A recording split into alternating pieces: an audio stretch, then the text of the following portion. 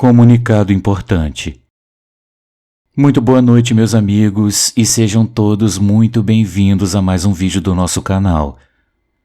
Durante todo esse tempo em que eu tenho estado compartilhando experiências que me foram enviadas, eu recebi algumas histórias que eu achei por bem não publicar devido ao seu conteúdo altamente pesado e perturbador. Ao receber e ler tantas delas, eu desenvolvi o que se pode chamar de uma certa tolerância em relação a esses eventos. Mas de vez em quando surgem algumas experiências, algumas narrativas que definitivamente me fazem sentir medo novamente, mesmo aqui na segurança do meu estúdio. Essas histórias que eu estou prestes a contar tratam de um acontecimento que ocorre ainda nos dias de hoje em todos os lugares do mundo. As possessões demoníacas ou exorcismos que têm sido realizados desde o início do mundo. Esses procedimentos podem variar de acordo com a gravidade do assunto. Alguns podem ser resolvidos em alguns dias, enquanto outros podem se estender por meses e até anos. Sem dúvida, passar por um desses rituais, quer nos afete direta ou indiretamente, é uma das piores experiências que alguém pode ter na vida. Eu trago hoje esses relatos em respeito às pessoas que nos enviaram e que esperam ver as suas experiências retratadas no canal.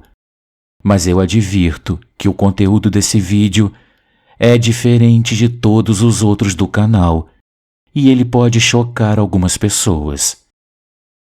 Se você se sentir incomodado com o conteúdo, por favor não siga em frente e escolha algum outro vídeo do canal para assistir. Eu agradeço desde já pela atenção e eu conto com a compreensão de todos. Seja muito bem-vindo, eu sou Luciano S. e esse é o canal Casos Sobrenaturais Reais. Não deixe de fazer a sua inscrição e ativar o sininho para não perder os próximos vídeos e escreva nos comentários de que cidade você está nos assistindo. Desde já, o nosso muito obrigado.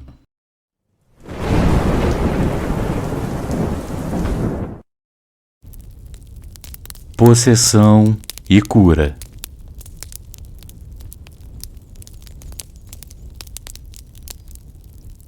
Luciano, eu quero compartilhar uma história que aconteceu comigo e que me deixou muitas marcas, tanto físicas quanto espirituais. Meu nome é Verônica Crisanto. Eu sou de uma comunidade rural próximo à cidade de Maputo, em Moçambique. Eu nasci e morei aqui a minha vida toda. Tudo começou numa tarde de 1990, quando eu tinha apenas 15 anos. Eu estava andando a cavalo sem rumo, que era o que eu mais gostava de fazer, e o caminho por onde eu ia era todo de terra e passava por alguns montes. Eu sempre procurava voltar cedo para casa para não ficar tarde, mas eu acabei me distraindo e já passava das 8 da noite quando eu resolvi voltar. Tudo estava indo normal, embora na região sempre ouvíssemos lendas e histórias macabras sobre esses caminhos. Eu não tinha medo porque eu já conhecia bem aquele trecho de tanto cavalgar por ali. Eu já tinha percorrido um bom trecho, quando ao longe eu avistei um homem e uma mulher me encarando. Eu não os reconheci, o que eu achei estranho, já que todos nos conhecíamos naquela pequena comunidade. Eu continuei avançando e passei bem ao lado deles. Eles não abriram a boca, mas eu ouvi claramente quando eles me chamaram pelo meu nome. Eu não dei atenção e continuei o meu caminho. Enfim, eu cheguei em casa, mas aquela noite eu não consegui dormir direito. As vozes daquelas pessoas ecoaram na minha cabeça durante toda a madrugada. No dia seguinte, estava tudo aparentemente normal, mas de repente aquelas vozes novamente começaram a martelar na minha cabeça. Com o tempo, os sussurros dizendo meu nome se multiplicaram e se tornaram mais frequentes, e muitos deles ficaram me dizendo para matar todo mundo. Foi aí que as coisas começaram a piorar. Eu tentei buscar ajuda primeiro com a minha mãe, que me levou diretamente a uma curandeira, mas isso só piorou a situação. Não só eu ouvia as vozes, Como agora eu também tinha impulsos de caminhar até um certo monte que ficava atrás da minha casa, ou então caminhar sem rumo algum. Eu perdia a consciência e quando eu me dava conta, eu estava adentrando a floresta completamente sozinha. Enquanto isso, as vozes não paravam e começaram a gerar imagens na minha cabeça de pessoas que aos poucos se deformavam. Minha mãe continuava tentando me ajudar com os mesmos métodos, mas cada vez que me levava às sessões com a curandeira, a situação piorava. Luciano, essas pessoas que eu acreditava que existissem apenas na minha imaginação foram se transformando até se tornarem apenas uma. Depois, elas deixaram de ser humanas e tornaram-se entidades demoníacas, altas e robustas. A primeira vez que uma dessas entidades se materializou dessa forma para mim, eu desmaiei alguns segundos depois. As pessoas que conviviam comigo diziam que eu agia de maneira estranha, rindo sozinha e murmurando coisas incompreensíveis. A minha mãe, desesperada, mandou chamar minha irmã mais velha e o seu marido, que viviam em uma fazenda em uma cidade bem afastada. Ele dava aulas lá e lhe deram um quarto pequeno para ele morar. Por um momento, ela pensou que tudo se acalmaria, mas ela estava muito enganada. Os sussurros em minha mente, as posses leves e as fugas para aquele monte continuaram. No meio disso tudo, eu conheci um homem pelo qual eu me apaixonei e eu decidi ir viver com ele. Eu tinha esperança absurda de que tudo melhoraria, mas novamente eu me enganei. Eu decidi continuar porque eu estava realmente apaixonada. Seu nome era Ernesto e ele trabalhava em uma fazenda que ficava próxima da minha casa. Eu continuava sendo atormentada por essas possessões. Então a família do Ernesto decidiu intervir. Um dia, ele foi ao rio lavar um barril de milho e de repente ele me viu olhando para o nada. Em seguida, ele disse que eu comecei a rir de uma maneira macabra e que eu caí no chão abruptamente. Segundo ele, eu o olhei com uma expressão de raiva e disse com uma voz que não era minha: "Você sabe muito bem quem eu sou." Ele ficou alguns segundos paralisado e no momento em que eu recuperei a consciência eu estava muito assustada. Ele então me contou o que havia acontecido. Nós voltamos para casa e como a minha sogra era muito devota, ela tentou fazer algumas orações, mas o mal que estava em mim não deixava. Justamente nesse dia, ao voltar da igreja, uma das coisas mais horríveis aconteceu. Eu estava com o Ernesto em um momento íntimo e ele estava em cima de mim, mas eu não conseguia vê-lo claramente. Eu via, na verdade, um demônio sobre mim. Eu parei e gritei e depois desse dia nós nunca mais nos entendemos. Isso estava ficando cada dia mais sério. Então a minha sogra decidiu me levar até a igreja de Santo Antônio da Polana, que fica no centro de Maputo, a mais ou menos 20 quilômetros da minha casa. Essa igreja é famosa por ser uma das poucas igrejas em todo o continente que na época tinha um padre capacitado pelo Vaticano para realizar exorcismos. Além da minha sogra, meu marido, minha mãe, minha irmã e meu cunhado estavam me acompanhando. Chegamos lá e falamos com o padre Arturo, que hoje em dia é falecido. Contamos toda a situação que eu estava enfrentando e ele nos disse que antes de irmos em frente, ele precisava fazer um tipo de diagnóstico para ver se meu problema era realmente espiritual. Entramos em uma capela menor, onde o padre pediu que eu me ajoelhasse. Ele começou a recitar algumas orações e logo na primeira frase eu desmaiei e perdi a consciência.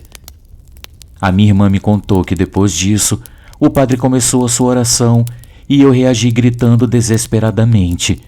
E meu corpo ficou se contorcendo de uma maneira que parecia que iria se quebrar ao meio, diante do olhar atônito de todos os presentes.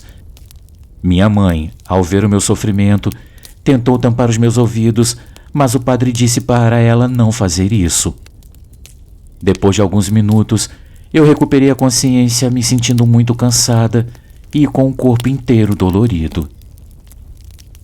Então o padre nos disse que, de fato, ele precisaria intervir no meu caso. Ele nos advertiu que o demônio que vivia em mim tinha percebido que nós o estávamos combatendo e por isso ele havia agido daquela maneira. Ele marcou uma data para uma sessão mais formal e nós voltamos para casa muito tristes e desanimados. Os problemas continuaram e chegou o dia da segunda sessão. Nos preparamos e as mesmas pessoas que foram da primeira vez estavam indo novamente para me fazer companhia e me dar apoio.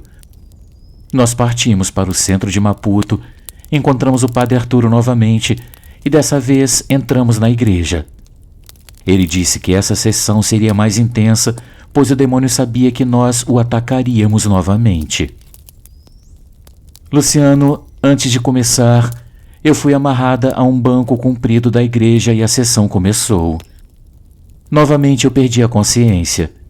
A minha irmã me contou que dessa vez não só eu gritei e me contorci, mas também eu blasfemei, e o mais incrível é que o banco se ergueu sozinho, mesmo eu estando com os braços amarrados.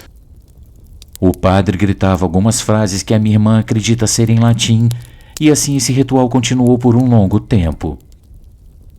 Quando eu recobrei a consciência, o padre nos disse que faltava apenas mais uma sessão e nos deu um aviso ainda pior do que o da última vez.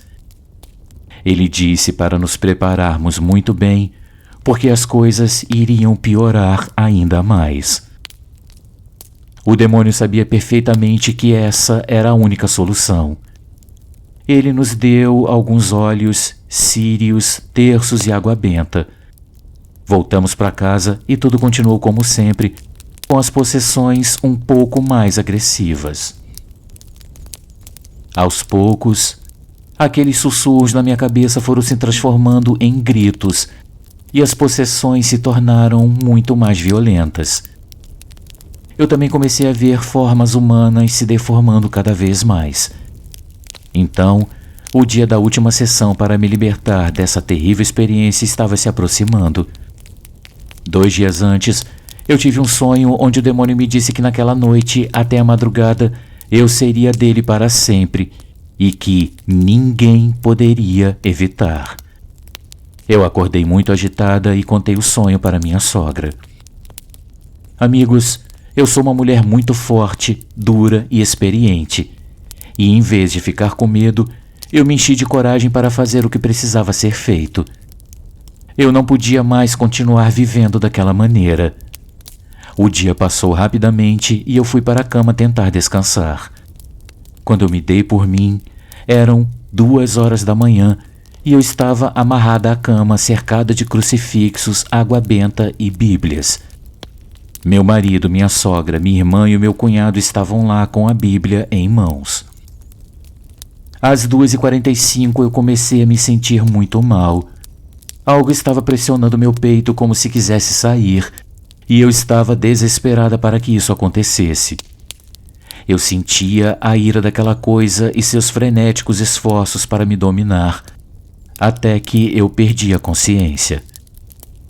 A minha irmã diz que às 2h55 meu corpo permaneceu como se estivesse dormindo, mas alguns minutos depois, às 2h58, começou a soprar um vento muito forte dentro de casa. Os cachorros começaram a latir e a uivar desesperadamente. As galinhas no quintal pareciam que estavam sendo perseguidas, correndo de um lado para o outro. O vento foi ficando cada vez mais forte, a ponto de abrir violentamente a janela do meu quarto. Eu abri os olhos e eu comecei a rir. Eu estava olhando com um olhar lunático para todos, enquanto eu me contorcia de maneira sobrenatural. Luciano, foram aproximadamente 40 minutos de rezas e orações. Todos estavam com medo, mas continuavam orando com fervor. Entre gritos e blasfêmias, espuma e saliva saíam do meu corpo e caíam no chão. Foi quando o vento parou e os animais voltaram ao normal.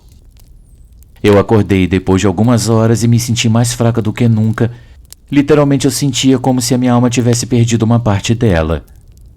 A minha garganta doía muito e meu corpo estava dolorido em lugares onde nunca havia doído. E assim chegou o dia da última sessão. Coisas muito estranhas aconteceram durante todo o trajeto.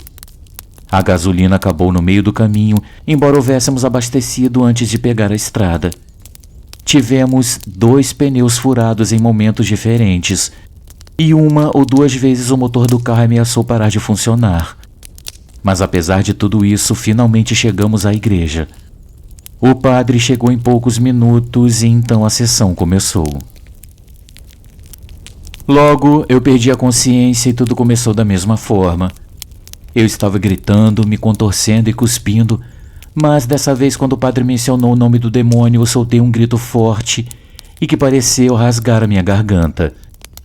Meu corpo então caiu imediatamente no chão. Eu não sei o que aconteceu, mas quando eu me levantei freneticamente eu comecei a vomitar um líquido negro parecido com água de esgoto. Eu também vomitei o que pareciam ser pequenas bolas de pelo e até mesmo 2 aranhas vivas. Depois de expelir essa massa fétida do meu corpo que emitia um cheiro insuportável, eu fiquei inconsciente por várias horas. Quando eu acordei, estavam todos aqueles que me acompanharam durante todo esse martírio. O padre então me disse que eu estava livre e que o demônio não tinha mais poder sobre mim. Ele me disse o nome do demônio que me assediava e só lembrar o seu nome me causa dor de cabeça e náuseas.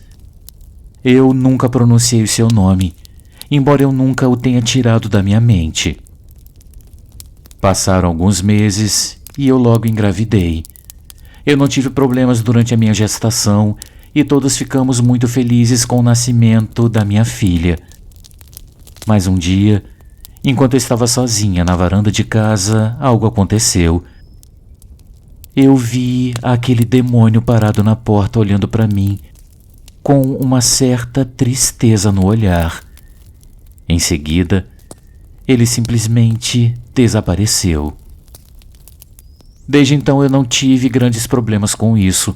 Eu não o vejo mais e não tenho pensamentos em minha cabeça. Embora às vezes nos meus sonhos pareça que eu o escuto. Então eu simplesmente o ignoro e me apego com Deus. Meus amigos, essa é a minha história e ela é totalmente verdadeira. Eu passei por uma das piores coisas que uma pessoa pode experimentar. Atualmente, eu tenho 3 filhos e não escondo nada deles sobre o assunto. Embora eu realmente não goste de falar sobre isso, sempre me conforta compartilhar esse testemunho. Muito obrigada por me ouvirem. Eu espero que vocês tenham uma vida plena, cheia de paz e muita saúde. Fiquem todos com Deus.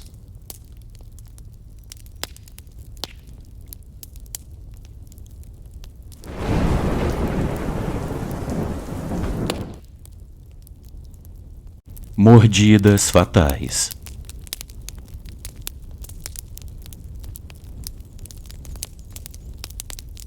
Boa noite, Luciano inscritos. Eu me chamo Felipe e tenho 38 anos atualmente. Minha mãe conta que no ano de 1980 ela foi viver com a minha mãe e eu, que éramos bem pequenos, em uma pequena comunidade no interior do Mato Grosso. Era uma espécie de sobrado com cerca de 6 apartamentos. Os apartamentos eram pequenos e as janelas dos quartos ficavam praticamente de frente uma para as outras. Então, à noite, ela sempre ouvia o choro de uma mulher, e isso se repetiu por várias noites seguidas. Ela pensava que isso não era da sua conta e não queria se envolver.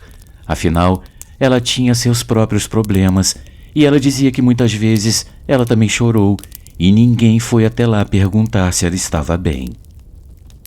Em uma tarde, no terraço onde ficavam os tanques para lavar roupa, ela estava lavando alguns cobertores quando uma vizinha subiu.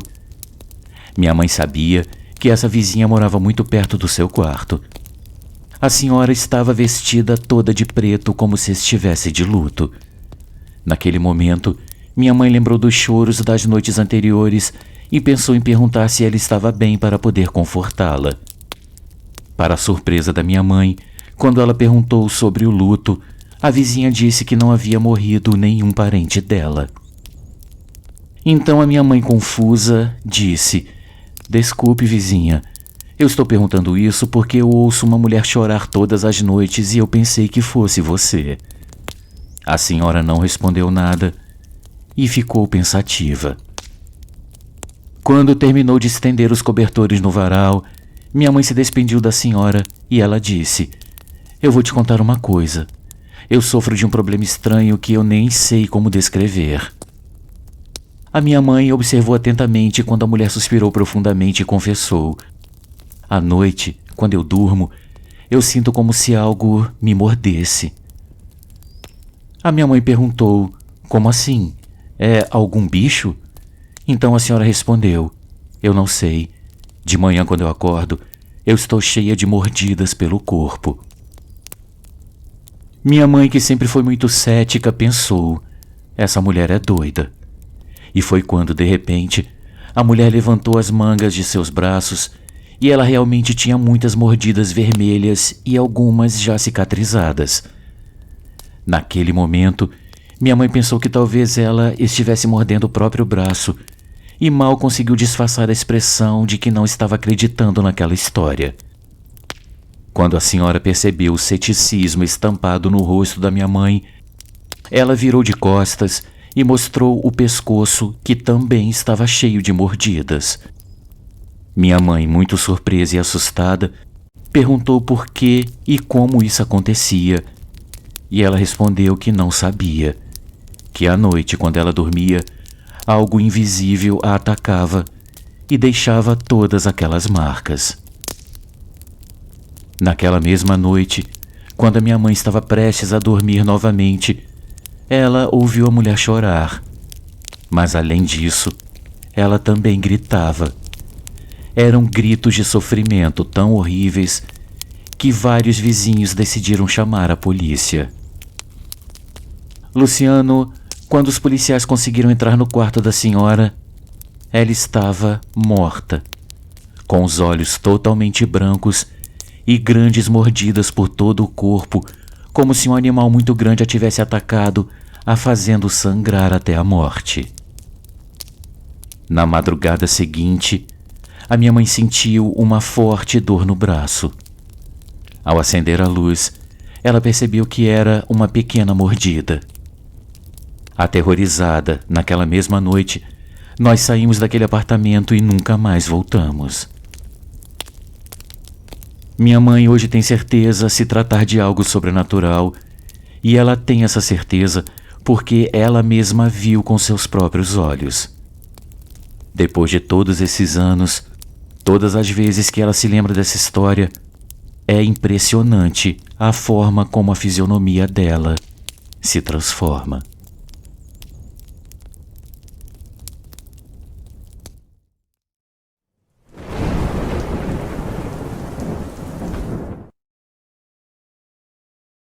Um dos casos de possessão mais famosos e mais bem documentados da história aconteceu na década de 70, na Alemanha.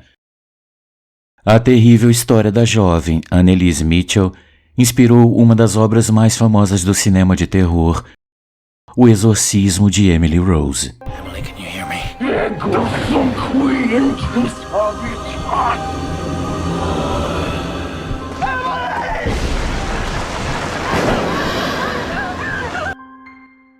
Aos 16 anos, a jovem alemã de família católica tradicional foi diagnosticada com epilepsia após diversos episódios de convulsão. A partir de então, a jovem apresentou um quadro de depressão profunda e tentou por várias vezes tirar a própria vida. Porém, o que mais chamou a atenção de sua família foi o comportamento bizarro da jovem, que se agravava a cada dia. Ela passou a andar nua pela casa, comia insetos, defecava em qualquer lugar e bebia a própria urina. Após ser internada em uma clínica psiquiátrica, ela começou a desenvolver uma espécie de fobia a artefatos e símbolos religiosos, o que fez com que todos começassem a considerar a ideia de que a jovem estava possuída por um demônio. O livro Possessão, da editora Darkside, traz de forma documental toda a história envolvendo o diagnóstico, o tratamento, os ritos e os desdobramentos legais do caso.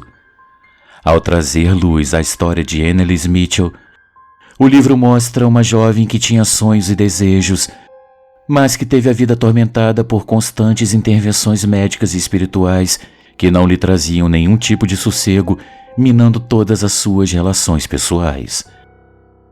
O livro tem a marca registrada do perfil da editora, uma belíssima e caprichada edição, muito bem diagramada e ilustrada, contendo vários documentos e transcrições reais das sessões de exorcismo. Para quem gosta de mergulhar a fundo nos detalhes, o livro é um documento importante que não pode faltar na estante de todo fã de casos sobrenaturais reais. Adquirindo o livro, clicando no link da descrição do vídeo, além de dar aquela força para o canal, você garante um preço especial, recebe o livro no conforto da sua casa e ainda ganha brindes exclusivos. Aproveite também para conhecer a loja oficial da editora Darkside, nossa parceira aqui do canal. Com certeza lá você vai encontrar um livro que combine com seu estilo sobrenatural de ser.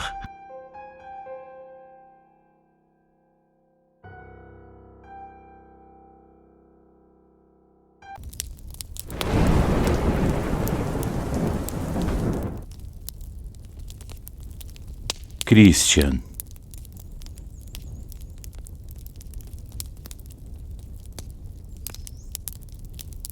Boa noite, Luciano. Minha história começa da seguinte maneira. Quando eu tinha 16 anos, eu estava passando por um momento difícil na minha vida. Minha mãe estava doente e só restávamos eu e meu irmão mais novo. Felizmente, ambos tínhamos bolsas de estudo, então a escola não era um problema, mas a comida, sim, e também o aluguel. Na minha escola, eu estava fazendo um curso de técnica em enfermagem no período da manhã, então eu comecei a procurar um trabalho de meio período onde eu pudesse trabalhar depois da escola. Eu acho que não é surpresa para ninguém saber que minha idade foi um obstáculo para conseguir um bom emprego, mesmo com um salário mais baixo. No entanto, uma das minhas colegas me recomendou trabalhar como babá. Eu sou muito paciente com crianças e com o conhecimento que eu tinha sobre como administrar soros, medir a pressão arterial e aplicar injeções, foi fácil me adaptar para cuidar de crianças com problemas de asma, diabetes ou qualquer outra condição que exigisse mais atenção. Obviamente, esse trabalho me permitiu ganhar quase 3 vezes mais em menos tempo do que os outros empregos que eu tive, como balconista ou atendente geral. Eu fiz boas amizades com as famílias para as quais eu trabalhava e, consequentemente, elas me recomendavam para outras famílias. Certo dia, perto das férias de verão, eu recebi uma ligação de uma mãe interessada nos meus serviços. Eu expliquei tudo a ela e ela me disse que precisava de mim para cuidar do seu filho de 8 anos, mas que o trabalho começaria em 1 semana e duraria por todo o período das férias. Ela me pediu para eu me mudar para a casa deles, onde eu cuidaria do filho. Inicialmente, eu pensei muito sobre o assunto. Eu nunca havia morado em uma casa estranha, mas o salário que ela me oferecia era muito mais do que um profissional ganharia em um mês. Isso tiraria minha mãe de muitos apuros e não teríamos que nos preocupar com os próximos 2 ou 3 meses. Então, eu aceitei o emprego. Antes de tudo, eu fui conhecer a família e fui entrevistada. Eles basicamente me explicaram que o filho precisava ser medicado em certos horários e que isso era algo muito reservado. Além disso, ele sofria com muitas enxaquecas. Eles me disseram que não estaríamos sozinhos na casa, que também haveria a babá do menino, uma senhora chamada Olga, de cerca de 60 anos, além de Jorge, que era um funcionário da casa. Praticamente me disseram que não me deixariam sozinha com o garoto, o que me deixou muito aliviada. Chegamos a um acordo e o dia de começar a trabalhar chegou. Eu arrumei a minha mala e me despedi da minha família, que eu ficaria sem ver por 1 mês. O carro me levou a um condomínio fechado de casas que parecia ter sido recentemente construídas, pois nenhuma delas estava habitada. Havia segurança na entrada, então ninguém podia entrar no condomínio sem autorização. A única casa habitada era a última, para onde eu me dirigia. Ao chegar lá, me deram um quarto e me disseram para arrumar minhas coisas. Toda a casa tinha um cheiro estranho de incenso e plantas. Era um cheiro muito desagradável, pelo menos para mim. Eu passei toda a manhã e tarde conversando com a babá e o funcionário enquanto eu arrumava minhas coisas. Eram 6 da tarde quando eu percebi que ainda não havia visto o menino. Eu pensei que talvez ele ainda não tivesse chegado, pois eu não ouvira risadas ou brincadeiras. Ele tinha 8 anos, então eu esperava vê-lo correndo por aí. Antes do jantar, a Olga me disse que se eu quisesse conhecer o Christian, ele estava no andar de cima. Um pouco confusa, eu fui ver o menino com ela. Ao entrar no quarto, ele estava sentado no chão pintando um livro. A Olga tentou chamá-lo, mas o menino simplesmente a olhou e depois virou a cabeça para voltar a pintar sem demonstrar muito interesse. Voltamos para a cozinha e Olga me contou que o Christian não era muito sociável e que ele estava passando por um problema psicológico e que com o tempo tudo voltaria ao normal. A única coisa que ele gostava era de receber atenção. Naquela noite, Olga saiu brevemente para ir à festa e eu fiquei sozinha por um tempo com o Christian e o Jorge, o funcionário. Segundo eles, o quarto do Christian geralmente ficava trancado porque ele queria, e ele mesmo trancava a porta por dentro. Naquela noite eu tentei entrar 2 vezes, mas ele não abriu a porta para mim. Eu decidi assistir televisão no primeiro andar na sala. Jorge estava lá fora, quando de repente a energia acabou. Eu tropecei e quase caí no primeiro degrau da escada quando eu fui subir para ver se o menino estava bem. Eu subi para o segundo andar com a ajuda da luz do meu celular. Naquela época eu não sabia como usar a lanterna do meu celular, então apenas usava a luz da tela, que não era muito útil, mas já era alguma coisa.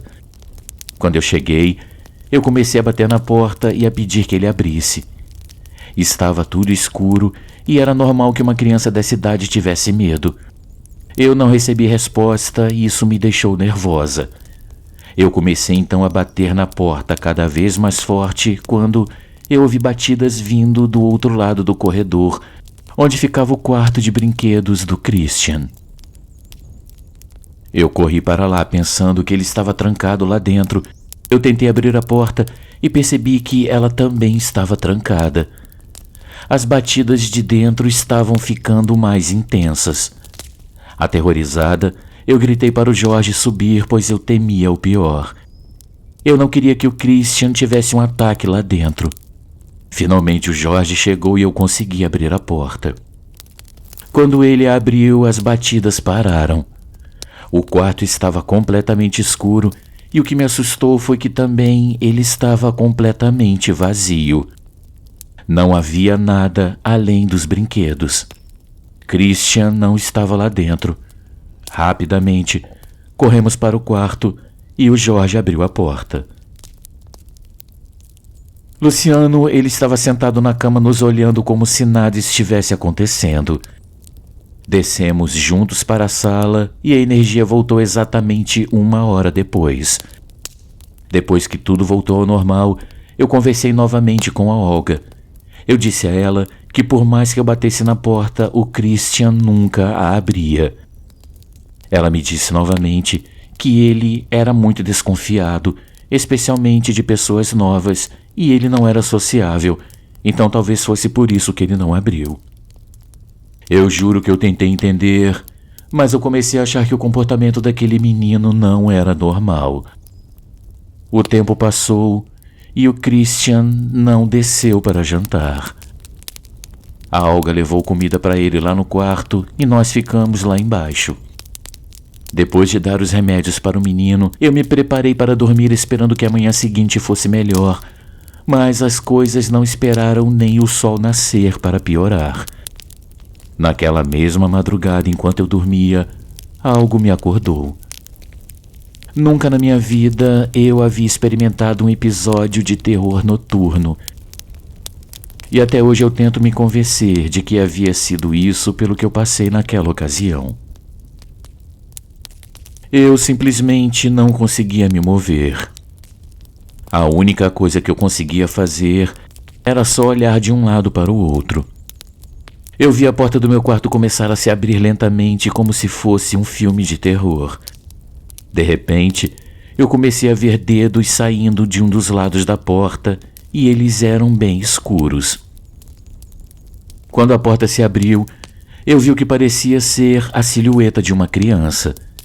Estava escuro e, apesar dela se aproximar, eu permaneci paralisada. Ele se aproximou do meu lado da cama com um rosto completamente impassível, como se fosse um boneco de cera sem expressão. Eu ainda estava paralisada e eu não conseguia mover nenhum músculo, mas eu podia ver e ouvir tudo o que estava acontecendo. Quando ele estava ao lado da minha cama, ele se virou para mim, mas eu não pude ver o seu rosto. Estava escuro demais. Ele estava na beirada da minha cama e eu não pude nem mesmo ver algo com o qual me identificar. Era apenas uma sombra, e a única coisa que eu consegui distinguir nele eram seus olhos, totalmente brancos. Eles brilhavam levemente na escuridão. Amigos, eu queria me mover ou gritar, mas era inútil. Qualquer esforço que eu fizesse era mais desesperador para mim. Esse menino se inclinou e se deitou na minha cama de frente para o meu rosto.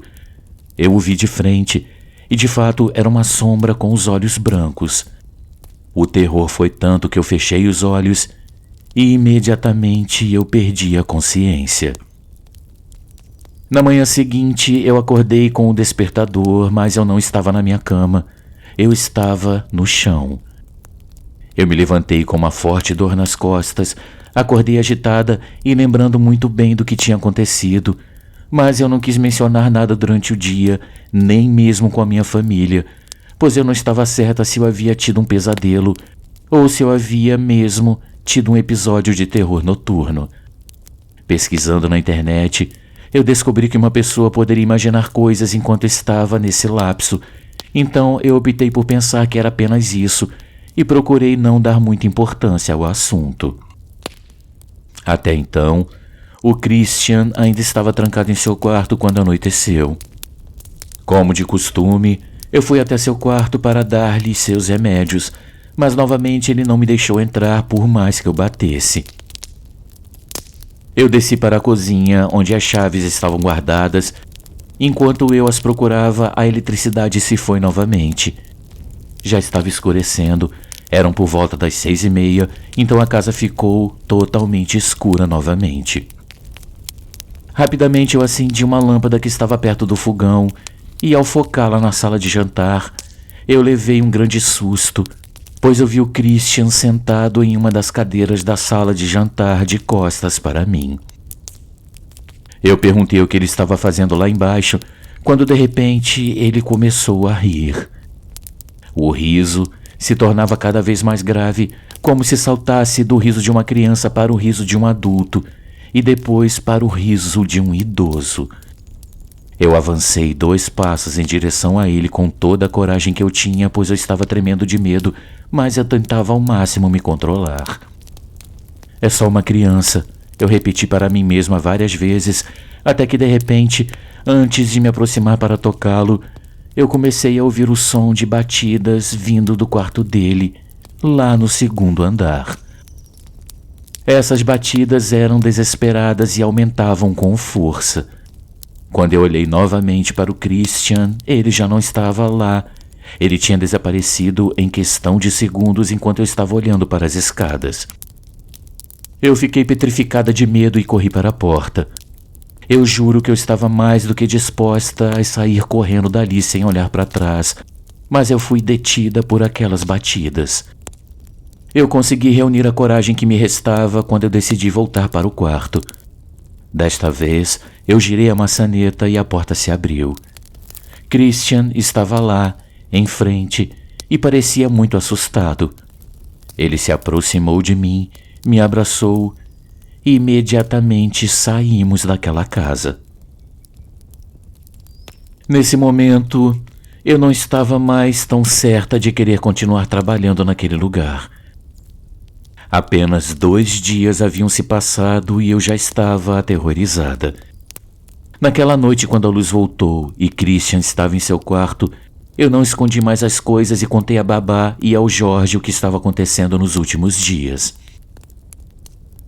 Eles pareciam um pouco céticos a princípio, mas quando eu mencionei que eu estava considerando deixar o trabalho, eles me olharam e me disseram o seguinte: "Olha, a coisa não é tão simples. Se quiser, eu posso falar com os senhores e explicar o que está acontecendo com você. Eles provavelmente concordarão em lhes dar mais dinheiro, mas não desista ainda, pelo menos por essas 2 semanas. Eu expliquei que não era uma questão de dinheiro, mas sim que eu me sentia assustada naquela casa. Além disso, eu não me sentia segura lá, especialmente quando a luz se apagava. Eu disse que me aconteciam coisas estranhas na escuridão, e naquele momento eles resolveram me contar a verdade. Uma verdade que até agora eu tenho dificuldade em acreditar. Luciano, eles me contaram que o Christian passou por uma possessão demoníaca quando tinha apenas 6 anos. As sessões de exorcismo duraram cerca de 1 ano e meio, até que finalmente puderam expulsar os demônios de seu corpo. Mas o problema ainda não havia terminado totalmente. As sessões haviam deixado Christian gravemente prejudicado. Ele não voltou a ser o menino alegre que era antes disso.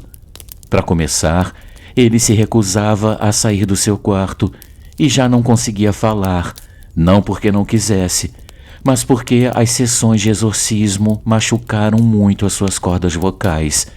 E agora, cada vez que ele falava, ele sentia muita dor, além de ter fortes dores de cabeça, que, se não fossem controladas, poderiam resultar em desmaios.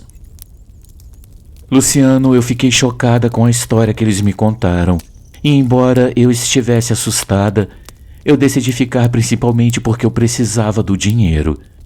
Além disso, os pais do Christian naquela noite me disseram que seriam apenas 2 semanas. Eu me esforcei para me manter lá, é claro, tomando as minhas precauções. Coisas estranhas continuaram acontecendo durante as noites. Por exemplo, eu dormia com as luzes acesas no quarto e também com lanternas colocadas em cada canto e uma no centro por precaução, caso a luz se apagasse e eu não fosse pega de surpresa. Mas, durante a noite, eu sempre ouvia passos do lado de fora da porta do meu quarto. Eles paravam na porta e então eu os ouvia no corredor para depois pararem novamente. Felizmente, a noite não passava disso, mas era mais do que suficiente para eu não conseguir dormir bem. À tarde, por volta das 5 horas, começávamos a acender velas em todos os lugares. De alguma forma, esse tipo de luz mantinha essas presenças afastadas, embora ainda se ouvisse passos, arranhões nas paredes e vozes. Eles estavam certos quando me disseram que, à medida que os dias passavam, tudo isso se intensificava, a ponto de, nos últimos dias em que eu estive lá, eu testemunhei algo batendo nas janelas, vidros e espelhos da casa, a ponto de quebrar alguns deles. Depois de 2 semanas, eu finalmente saí daquela casa como tinham me prometido. Eu me senti mal pelo Christian. No final, nossa relação havia melhorado muito e eu até brincava com ele em seu quarto. Ele era um menino muito carinhoso e eu sinto muita pena pelo que lhe aconteceu. Eu decidi contar essa experiência porque, há algum tempo, eu recebi a notícia de que o Christian havia superado tudo e agora era um jovem adulto normal. Sinceramente, eu espero que nada o persiga agora. Eu agradeço a todos que ouviram a minha história até o final. Um grande abraço a todos.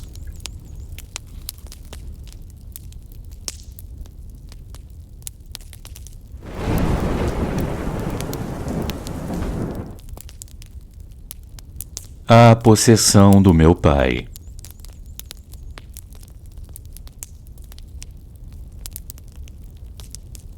Há 5 anos, aproximadamente, em minha família éramos 7 pessoas.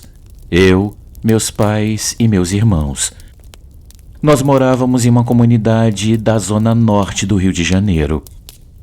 Do lado de fora da nossa casa, era muito comum encontrar animais mortos, ovos quebrados, montes de terra, penas de aves negras, entre outras coisas. Poderíamos pensar que os cachorros da rua os traziam e os deixavam lá, mas o estranho era que nem os animais nem os insetos os comiam, como costumam fazer. Justo naquela época, meu pai ficou doente, mas era uma doença muito estranha. Surgiram manchas em todo o corpo dele que causavam muita coceira. No começo, pensávamos que era alguma alergia, mas depois meu pai começou a se comportar de maneira estranha. Ele começou a se afastar da família. Ele dormia em outra cama separado da minha mãe e até perdeu o emprego. O clima da casa ficava cada vez mais tenso.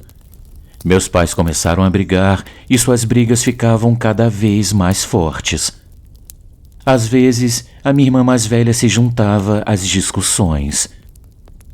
Meu outro irmão e eu levávamos meus irmãos mais novos para longe das brigas, para que eles não ouvissem os fortes desentendimentos e todos aqueles insultos e palavrões.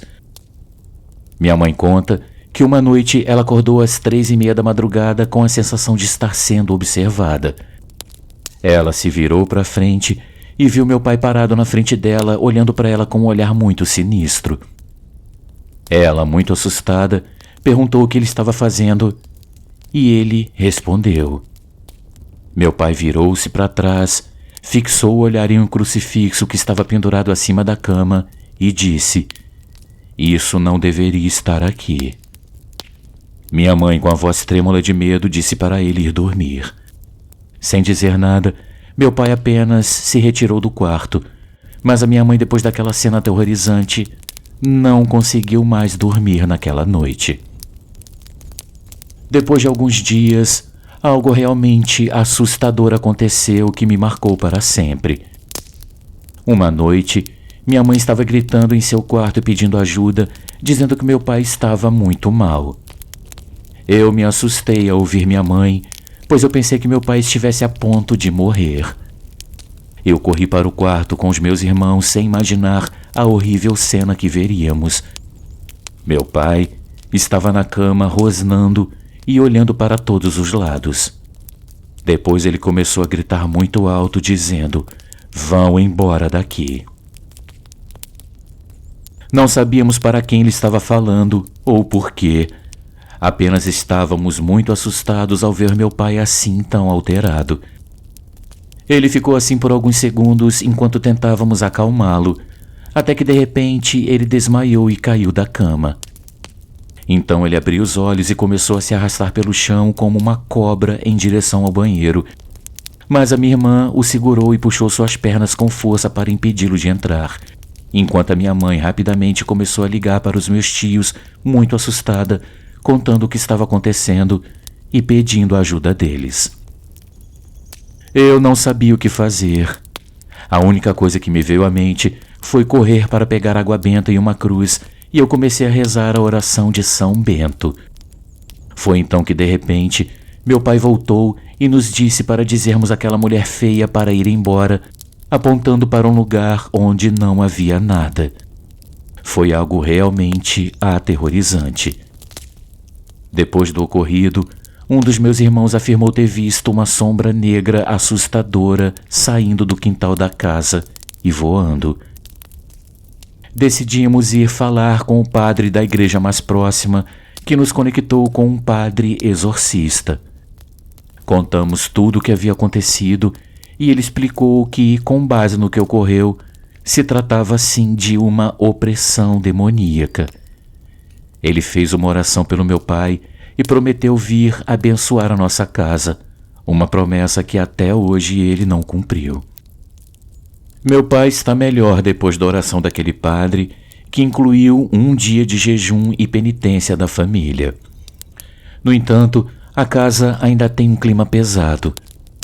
Quando ficamos sozinhos em casa, minha mãe, eu e a minha irmã mais nova decidimos fazer uma oração de libertação.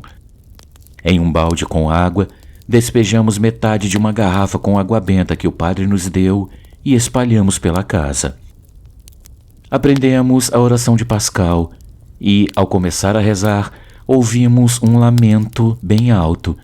Nos assustamos e sentimos um arrepio horrível, mas não podíamos mais perder tempo. Continuamos rezando, tentando ignorar aquelas manifestações, e no final agradecemos a Deus por ter libertado meu pai daqueles demônios. Hoje em dia, depois de quase 10 anos desse episódio, ele é um católico devotado, assim como toda a nossa família. Nós sempre damos esse testemunho de como meu pai foi liberto pelo poder de Deus e de como hoje nós vivemos as nossas vidas em paz. Muito obrigado pela atenção de todos.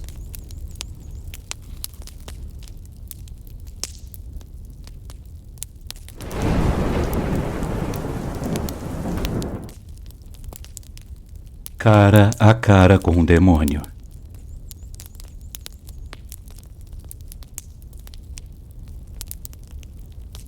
Eu me chamo Antônio e eu moro na cidade de Serra, no Espírito Santo. Eu tenho 56 anos, sou casado e pai de 2 filhas. E o que eu vou relatar aconteceu comigo há pouco menos de 1 ano. Por isso ainda está tudo bem fresco na minha memória. Eu ainda não me recuperei por completo do trauma causado pela experiência pela qual eu passei. Para dizer a verdade, eu acho que eu nunca vou me recuperar. Eu não tenho como esquecer o que eu vivenciei naquela noite e as sensações que eu tive nas noites seguintes. Eu estava em casa me preparando para dormir quando meu telefone tocou.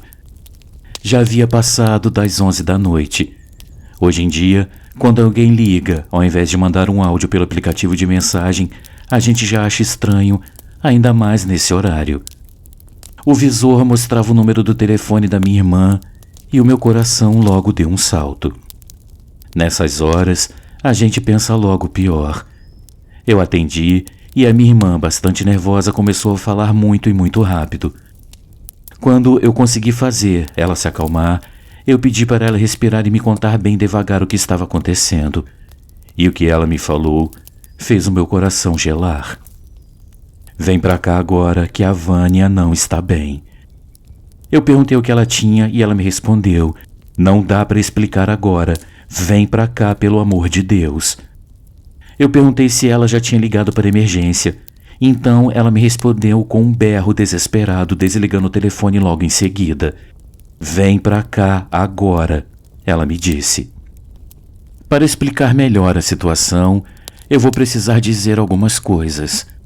Vânia é a filha dela e minha sobrinha mais velha, que tem cerca de 30 anos e com quem eu tenho muito afinidade. E eu, até 2 anos atrás, era um pastor evangélico. Hoje eu estudo muito sobre ocultismo e bruxaria. Eu e a Vânia sempre praticamos rituais de magia junto com os pais dela e mais algumas outras pessoas. E havíamos participado de um até poucas horas atrás. Enquanto eu dirigia para lá o mais rápido que eu podia, eu só conseguia pensar em uma das leis da bruxaria chamada de Lei Tríplice. Basicamente, ela diz que despertar as forças da escuridão pode ser uma ação séria e que deve ser feita com bastante responsabilidade. Essa lei afirma que tudo que você faz pode te afetar com até 3 vezes mais intensidades do que a força que você usou e que você só deve realizar se tiver certeza de que o resultado que você busca vai realmente valer a pena. Eu não vou descrever aqui os rituais que fizemos e tampouco desejo dar detalhes das práticas e dos resultados que são possíveis de serem alcançados através da magia, sendo ela negra ou não. Esse é um campo muito perigoso e através dele podemos alcançar ou não as nossas demandas. Tudo é uma questão de fé, espiritualidade e até mesmo de vontade. Mas uma coisa é certa: nem todos estão preparados para suportar quando o mal vem bater à nossa porta, e isso quase sempre acontece. Assim que eu cheguei lá, eu larguei o carro no meio da rua e entrei correndo pela garagem e fui direto até o local onde praticávamos os ritos. Eu acendi a luz para conferir se estava tudo no lugar, se alguma coisa estava fora de onde deveria estar. Eu chequei os objetos e as posições e todas as velas e aparentemente nenhum material estava fora do círculo. Enquanto eu verificava para ter certeza de que nada havia sido rompido, eu ouvi um grito horripilante vindo de dentro da casa. Era a Vânia, com certeza. Eu entendi então que o que estava acontecendo ali não era algo que uma ambulância ou um médico pudesse resolver. Era necessário algo muito maior do que isso. Eu corri para casa e bati na porta até a minha irmã vir abrir. Eu perguntei o que é que estava acontecendo e ela me mandou ir até o quarto da Vânia para entender melhor.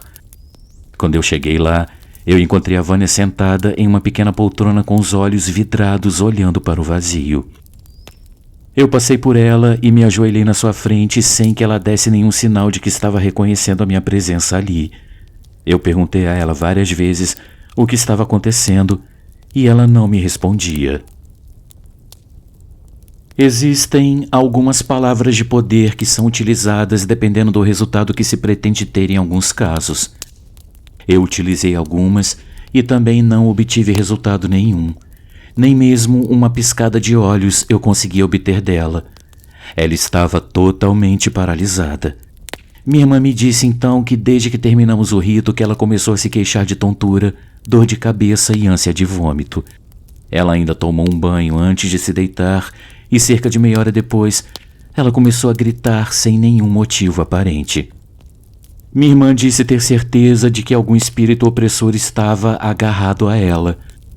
Mas pela minha experiência em casos como esses, eu sabia que era algo bem maior do que isso. Eu pus a mão na testa dela e senti que ela estava ardendo com uma febre bem alta. As roupas dela estavam molhadas de suor, os cabelos agarrados no rosto e a pele bem pálida sem cor nenhuma, assim como os lábios e a respiração bastante ofegante e os olhos fixados no vazio. Eu sugeri que tirássemos a blusa que ela usava, que era um tecido bem leve, mas que tinha as mangas compridas, e isso impedia a pele de respirar normalmente. Quando tiramos, foi que pudemos ver as veias dos braços bem vermelhas, deixando a pele bem marcada e roxa, parecendo as raízes de uma grande árvore. Foi uma visão assustadora e que dificilmente vai sair da minha memória. Para mim, não havia mais dúvida. Havia um demônio hospedado no corpo da minha sobrinha. Feitiços e rituais para invocar demônios, espíritos ou forças ocultas são relativamente comuns para quem pratica magia. Essas invocações servem para contatar os mortos, para algum tipo de consulta ou para realizar algum tipo de pacto. Tudo depende do resultado que se pretende alcançar e do tipo de feitiço que se pratica. O ritual que fizemos mais cedo era para tentar um contato com um ente querido de um dos participantes que havia falecido há algumas semanas. Eu segui exatamente o rito que estava descrito no grimório da nossa ordem, e eu não desviei uma só palavra do que já estava escrito. Como eu disse antes, esses rituais são comuns, e eu mesmo já fiz inúmeros deles e nada nunca antes deu errado. Aparentemente, dessa vez, isso não aconteceu. Enquanto eu pensava no que fazer, eu fui interrompido por um grito bem alto e agudo que saiu dos lábios da minha sobrinha. Foi um grito tão ensurdecedor que fez os nossos ouvidos ficarem zumbindo por um bom tempo. Quando ela parou de gritar, vimos que ela ficou de pé. Aí ela ficou parada bem na minha frente e me olhou bem nos olhos. Então eu fiquei esperando que ela me dissesse alguma coisa, mas ela não me disse nada. Ela nem abriu a boca. E nem precisava. Aquele olhar já me dizia tudo. Ele vasculhava bem dentro da minha alma e parecia conhecer todas as minhas fraquezas, e eu senti que ele achava graça e ria das coisas mais tristes e pessoais pelas quais eu já havia passado. Era como se ele conhecesse todos os meus medos e traumas e ficasse rindo, me chamando de fraco. Aí foi a minha vez de falar. Me diga o seu nome, demônio. E ela começou a rir. Quando ela abriu a boca, um cheiro de podre tomou conta do quarto como se um animal morto estivesse preso na garganta dela. Eu recitei então as palavras de poder indicadas para a situação. Mas, em casos como esse, você precisa saber o nome do demônio que pretende invocar ou expulsar para que a prática funcione de verdade. E eu não sabia. Uma coisa que eu aprendi bem cedo é que devemos tratar as entidades com respeito. Elas nem sempre são leais às pessoas que as invocam, mesmo que elas tenham sido invocadas por acidente. Aí eu me inclinei e disse para aquele demônio que aquela menina era uma pessoa inocente e que ela não precisava passar por aquilo. E eu pedi, a palavra é essa mesma, eu pedi para que ele voltasse para onde tivesse vindo e deixasse a minha sobrinha em paz. Mais uma vez eu recitei as palavras de poder e tudo que eu consegui fazer foi com que ele se sentasse e a minha sobrinha voltasse ao seu estado catatônico de antes. Minha irmã e meu cunhado já estavam ficando desesperados. Eles me olhavam como se me acusassem de ser o responsável por aquilo que estava acontecendo. Meu cunhado me pegou pelo braço e me disse para acabar com aquilo de uma vez, que eu era o culpado e que era eu quem tinha que tirar aquilo da filha dele. Pelos casos que eu conhecia, se aquilo não parasse naquele momento, algo bem grave poderia acontecer e eu jamais me perdoaria se algo acontecesse a ela. Foi necessário então tirar ela dali e levá-la para o lugar dos ritos chamado de campo. Essa foi uma tarefa bem difícil, pois em nenhum momento ela parou de gritar, pois o que estava dentro dela sabia que ali ele não iria conseguir se esconder. Era preciso desfazer tudo que havia sido feito e preparar tudo novamente. Então, eu varri tudo que estava no chão e fui montando novamente os elementos para expulsar aquela coisa de uma vez. Dentro do campo é desenhado um círculo chamado de Círculo do Poder. Dentro desse círculo, eu desenhei um pentagrama com uma varinha de nogueira. Em cada ponta do pentagrama, eu coloquei algumas velas, cristais, amuletos e outros materiais.